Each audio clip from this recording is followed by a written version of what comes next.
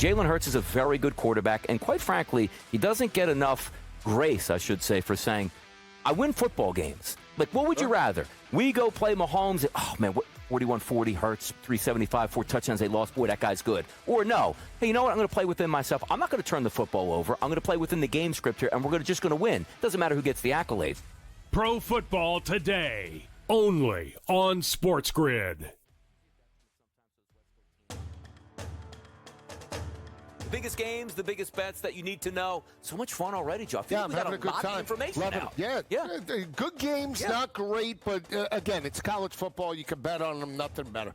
Bet it, win. By the way, and I always like to say this, and it's true. Like, you can have the worst game in the world. You cash your ticket, it's like a Picasso. Like, that game was the best game I ever watched in my life. Are you kidding? Exactly. Especially when you're hitting parlays. SportsGrid's College Football Today. It is the biggest story in sports. It is the ability to predict outcomes in sports without calling it sports betting. But I guess Massachusetts doesn't like it very much, and they're saying basically you can't operate in our market without having a license like FanDuel and DraftKings. And they're coming at this company, Robinhood, who you may be familiar with. Robinhood right now says, hey, we should be able to operate just like these other companies. Newswire, only on SportsGrid. It's the most beautiful time of the year. No, not because of foliage or pumpkin spice lattes. It's because of football. SportsGrid has you covered all season long, covering every snap, every score, and every line move. Prepare, watch, win. Weekends are for winners. Only on SportsGrid.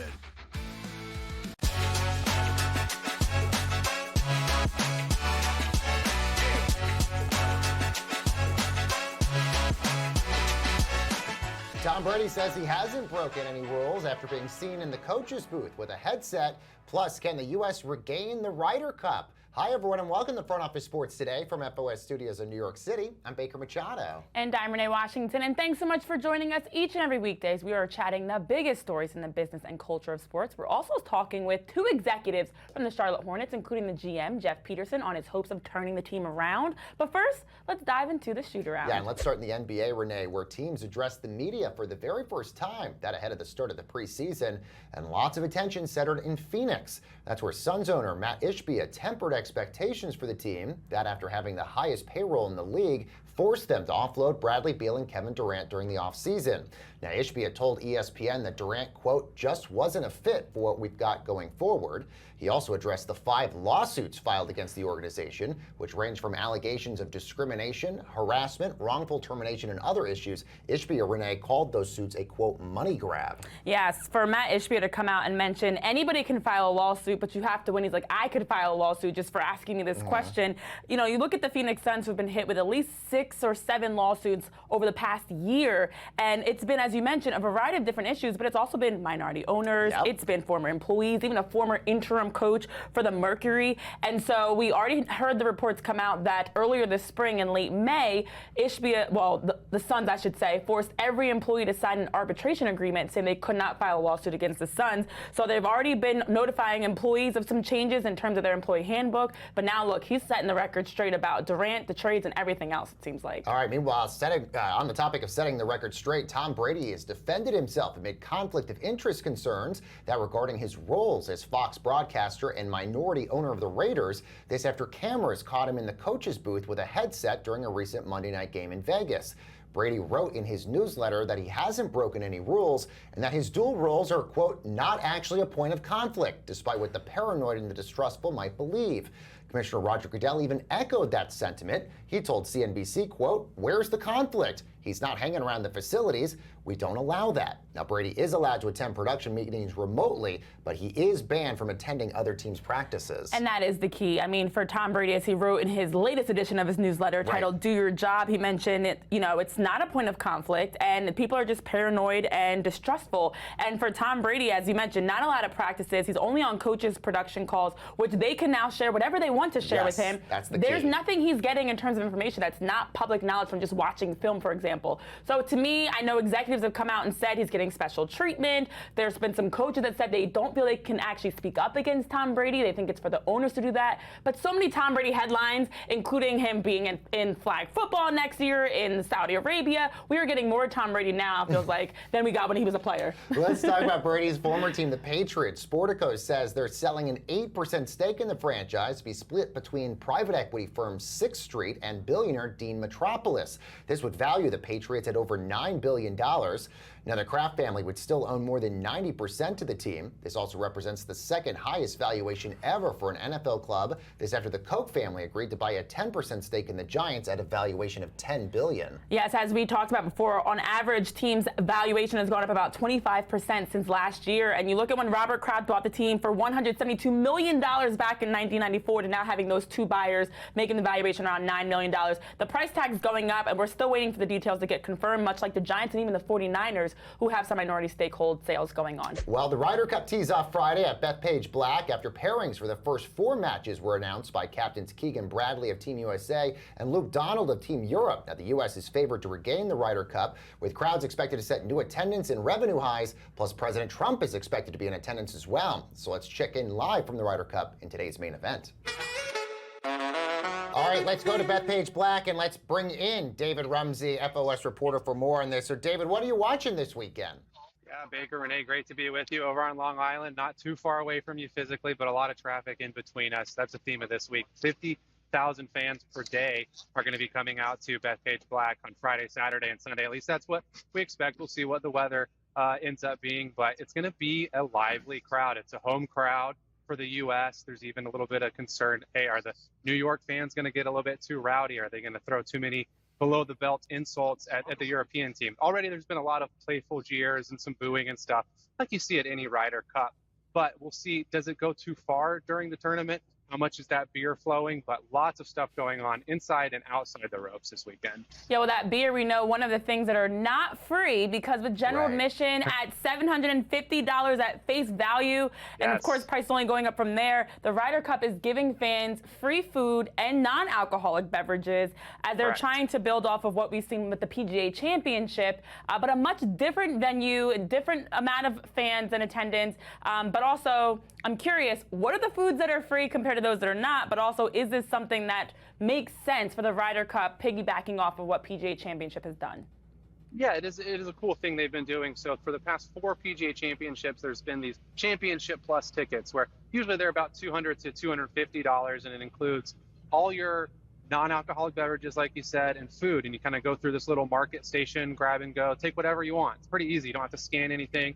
Grab a burger, grab a water, a soda, some snacks. You can do it all day if you want. Go back and forth. But it's interesting. There's actually not any other food options than that unless you're going inside a luxury suite option or some sort of corporate hospitality. So, no food trucks or, specialty, hey, cheese fries here, tacos over here, none of that kind of stuff you might be used to seeing at a golf tournament or a football game or something like that, right? But then, like you mentioned, there is a lot of alcoholic options which are not included in these at the face value of the $750 general admission tickets. So about $20 for a cocktail around the course, $15 for a 16-ounce beer, glass of wine. So pretty standard stadium pricing there.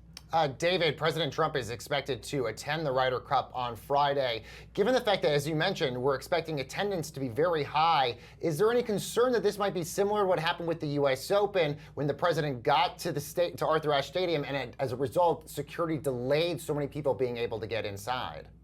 Yes, there is definitely some concern of that happening again. In fact, the PGA of America, which runs the Ryder Cup's U.S. operations, earlier this week already sent out some notices to fans saying, expect some longer security lines.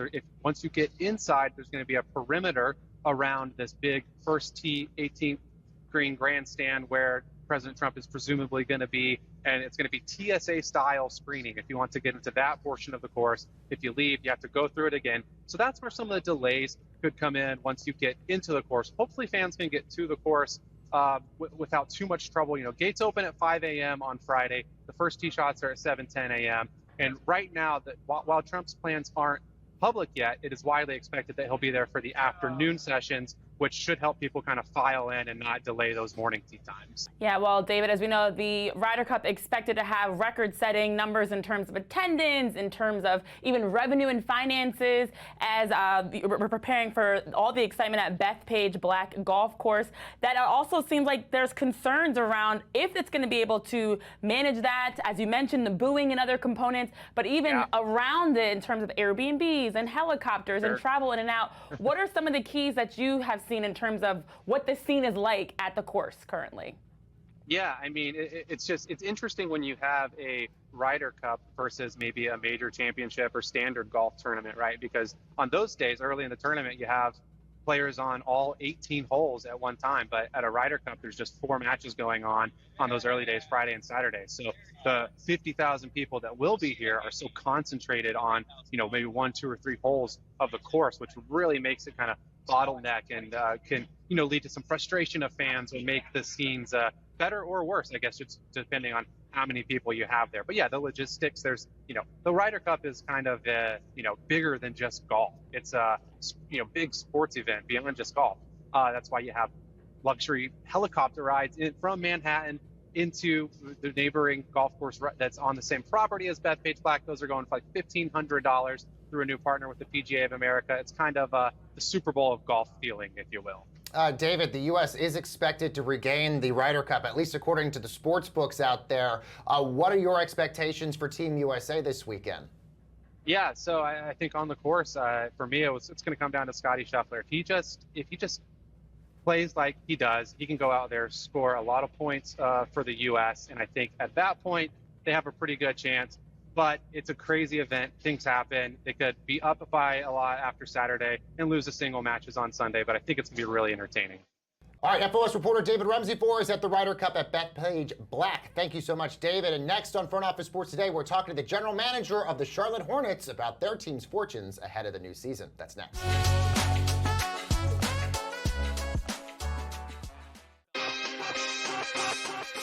There are right now 10 teams who are 0-2. Every team on this list is 0-2. These are the 7 teams through 2 weeks who have already been eliminated from the Super Bowl picture. First, the Cleveland Browns, who I believe were the worst team coming into this season. The Cleveland Browns are absolutely done. Game time decisions. Only on SportsGrid. Josh Heupel. I mean, please, dude, you got to be kidding me. How do you lose this game at home when you've got Georgia on the ropes with a iffy quarterback at best there in Gunnard, and you somehow figure out a way to lose that game? A game, Donnie, of which was pretty much in hand for Notre Dame, 3/4 of it. The Early Line. Only on SportsGrid. It's the most beautiful time of the year. No, not because of foliage or pumpkin spice lattes. It's because of football. SportsGrid has you covered all season long, covering every snap, every score, and every line move. Prepare, watch, win. Weekends are for winners. Only on SportsGrid. The sharpest football contest show in the land, the Las Vegas Football Contest Show, focuses on Circus Sports Million, Circus Survivor, and the Westgate Super Contest, handicapping the games and releasing our contest picks every week of the season. With 2 former Super Contest winners, Brady Cannon and James Salinas, a former NFL player, Mike Pritchard, and over $1 million in contest prize money won combined, the Las Vegas Football Contest Show will have you prepared this season like none other.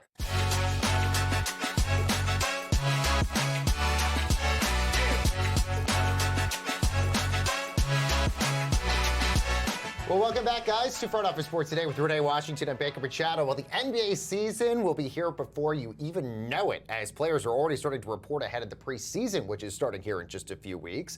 And one team that is looking for growth is the Charlotte Hornets, after, of course, new additions like Duke's Con Kneppel that they drafted in the first round. So let's bring in, from the New York Stock Exchange, Shelley Kayette-Weston, the President of Business Operations, and Jeff Peterson, the Executive Vice President of Basketball Operations for the Charlotte Hornets. Great to have both of you here with us. Shelley, let's start with you and this big news that you guys have with this long-term multi-year partnership with Judy Health as the new patch sponsor for the team. Absolutely. Well, thank you so much for having us. Excited to be here. You know, I would say there is a tremendous amount of just energy and growth and momentum right now with our organization at the Charlotte Hornets franchise, and even more so, it was just great today to be able to announce, to add to that momentum, this great partnership with our jersey patch partner with Judy Health. So it's been a great morning, a lot of collaboration, and most importantly, opportunity for the future. Yeah, and it's been fantastic to see all the work you guys are doing off the court, especially to help build the Hornets as a premier franchise. And Jeff, I'm curious, in this new era, you know, looking back since Michael Jordan stepped away, the new ownership, what have you noticed has helped on and off the court, and how the Hornets are looking to build in terms of success? Yeah, I would just say that, you know, the effort has been spearheaded by our ownership group, Rick Schnall and Gabe Plotkin. They, you know, from day one, they made a commitment to be the best franchise, you know, in the NBA. And we know that that's not going to happen overnight, but, you know, we like to say that small wins count. So we just try to stack days. And, you know, when we look back, inevitably, whether that's in 2, 3, 4 years, we'll say that, you know, all the efforts that were made today have continued to help us get to where we want to go.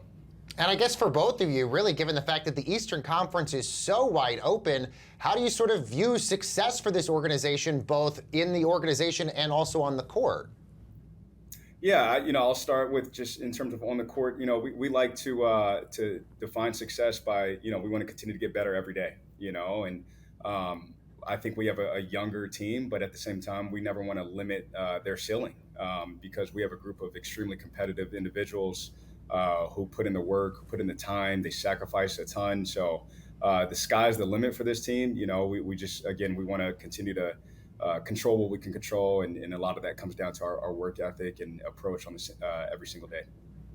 Yeah, and as you look across the work you guys have been doing in terms of renovations, practice facilities, recovery spaces, how do you hope that correlates in all aspects of what the Hornets are building? Because as you mentioned, Jeff, it is going to take some time, but it is you guys building the foundation. Shelley, what is this foundation you guys are trying to build for the Hornets? Well, absolutely. So when you talk about building a winning culture, both on and off the court, you talked about some of the things that we're doing, and it starts with investment, and investment really starts from the top, and that goes back to Rick Schnall and Gabe Plotkin.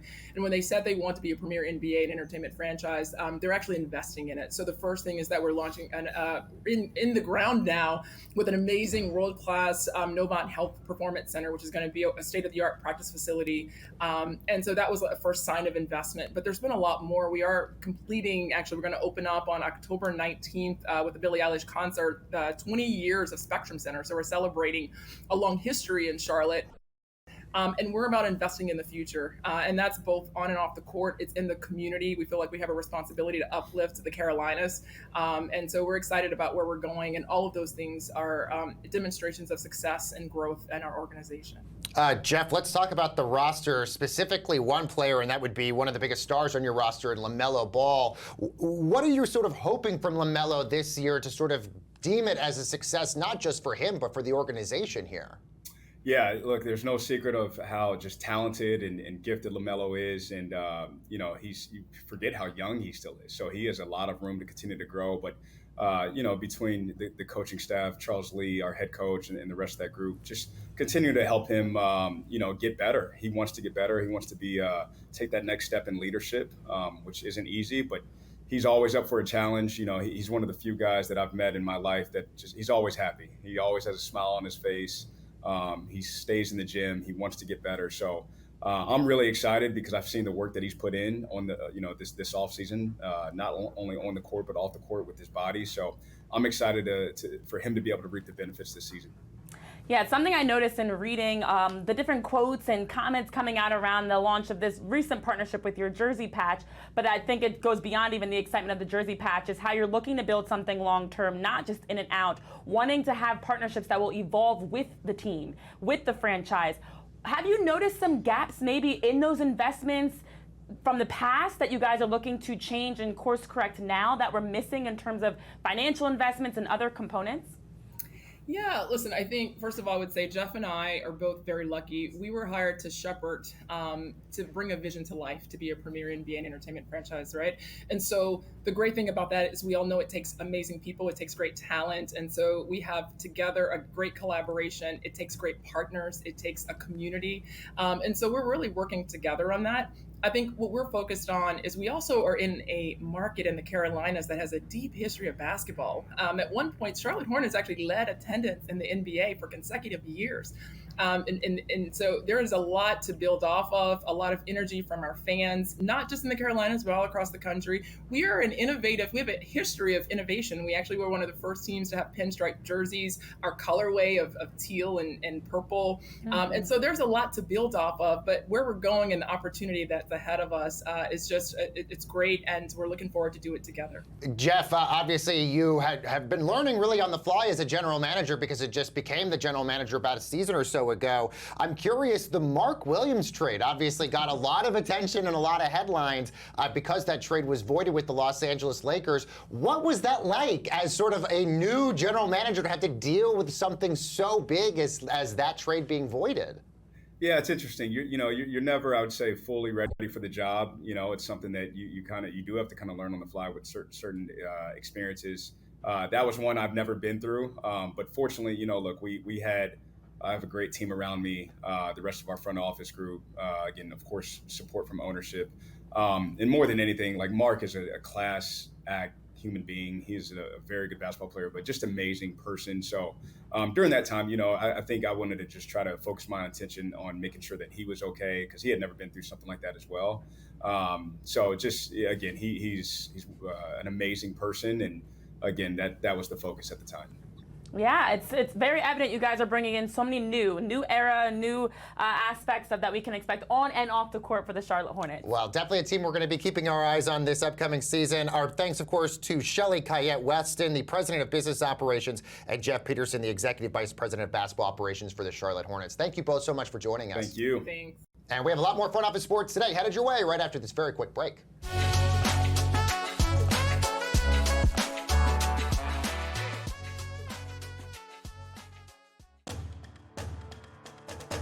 Frank Reich is the head coach. You beat Stanford to end that season to clinch that 10th win, the hottest team in the country. You can't keep them out, Joe. So now Stanford, because they beat Boston College last week, okay. Notre Dame's in the top 25 today. They're going to have 10 straight victories. There's no way they stay out. Now, are you telling me that they're going to get tripped up by NC State? NC State's undefeated. Still there? I don't even know. NC State, Dave Torrance there. SportsGrid's College Football Today. Mike McDaniel got a personal victory. Yeah, he gets fired on the tarmac. Okay, I can go back. Yeah. Well, this has been my take on the Dolphins. I think you'll agree. The more they lose, Tyreek Hill becomes the most important player in football, because Tyreek Hill getting traded becomes likelier and likelier. Yeah. And Don, he's not going to get traded to the Cleveland Browns. Correct. This is a guy who's going to shift Super Bowl markets if he is dealt. Pro Football Today, only on SportsGrid. NFL season with about 750,000 downloads. Really interesting when you look at the third and the fourth spot. You have Bet365 and Fanatics, which were, again, that first week, they were the only sports books that grew. The good news for the other sports books in terms of downloads this week is even when you take out Fanatics and Bet365, app downloads still grew about 20% across the board overall. Newswire, only on SportsGrid. They had clearly in hand at the end, especially in the second half, and yet somehow they managed a shank of a 60-yard field goal, and a flag comes in with no time left for a penalty. Do you want to know how many times that penalty of leverage was called all last season? Want to take a guess? How many? 4. The Early Line, only on SportsGrid.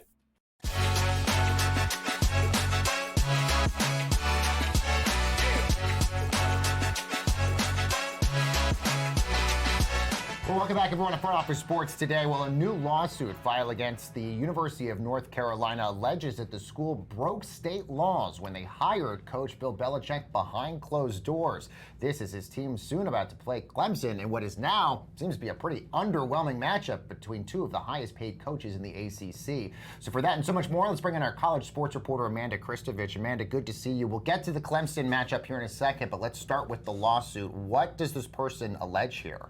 Yeah, the lawsuit is very interesting because it was filed by UNC's former provost, and the crux of the lawsuit is alleging that the UNC board, their board of trustees, in multiple instances had meetings behind closed doors or closed door meetings. The official term I'm sort of blanking on, but ultimately they have publicity laws. They have public records laws in North Carolina, and this is a public university system, right? So the lawsuit is alleging that these meetings took place illegally behind closed doors for various reasons. And one or a couple of the allegations related to meetings about the athletic department, one of which was the hiring of Bill Belichick, that conversation that discussed his compensation package. It was an emergency meeting that was called. The actual vote itself was public. The actual hiring of Bill Belichick is not being alleged to be illegal. That's perfectly fine and good. But what the lawsuit is saying is that the conversation that was had by the Board of Trustees about Belichick's hiring was done behind closed doors when it should have been public. And I've also seen mention in this conference realignment as an issue as well that was apparently privately discussed. And even the provost himself, Clemens, coming out mentioning how they eventually led to his resignation back in May through all of these issues. What else do you know there? So there were two other meetings that allegedly took place about potential conference realignment. The first specifically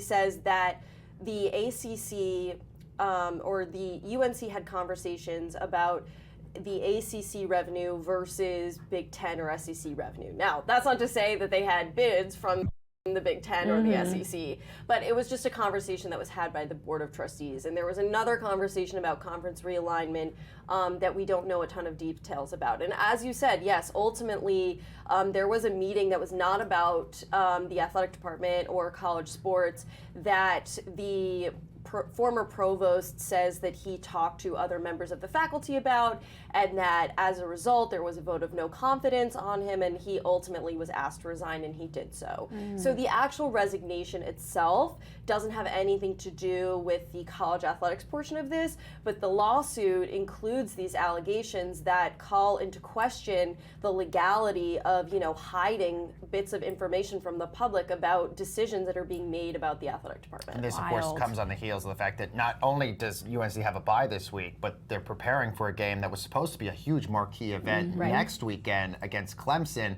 Everybody thought that this was going to be the must-watch game, but now it seems like it's sort of getting scheduled now earlier in the day and not really as much in the primetime lights as much. Yeah, I mean, look, both programs have struggled. I would argue that Clemson is the bigger story, just from the perspective of the fact that, this is Bill Belichick's first year. Obviously, we all expected excellence from UNC, and we didn't quite get that, at least against really formidable programs. That's not to say that they haven't won at all, right?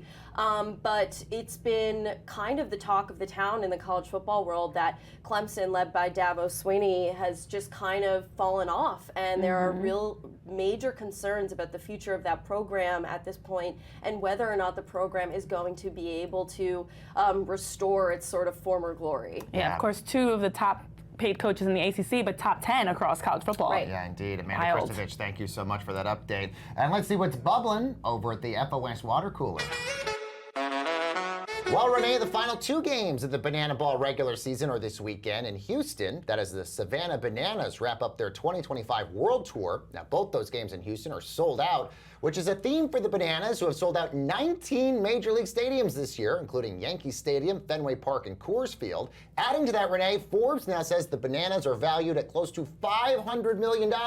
That's half the billion-dollar valuation of the Miami Marlins. Yeah, I saw on our FOS Instagram post about this, various comments, including including their official umpire, who said they also had over $2.2 million fans in attendance combined, that they've had a documentary coming out about the team. There's so much that Banana Ball just has captivated in terms of audience and excitement. And when you look at it compared to, forget even just sports, which teams are not selling out their own Major League Baseball or football stadiums, entertainment-wise, the Savannah Bananas are up there with the Beyoncé's, Taylor Swift, Coldplay, of historic numbers of ticket sales and selling out for all their events. And it's a must-see event for all families, and I understand why. I went to the Yankee Stadium game, and they made it a point to say all the time that 50,000 people were there just to reinforce the notion of how big of an event that this Savannah was. Bananas know their big business, and they're making sure everybody knows it too. Absolutely.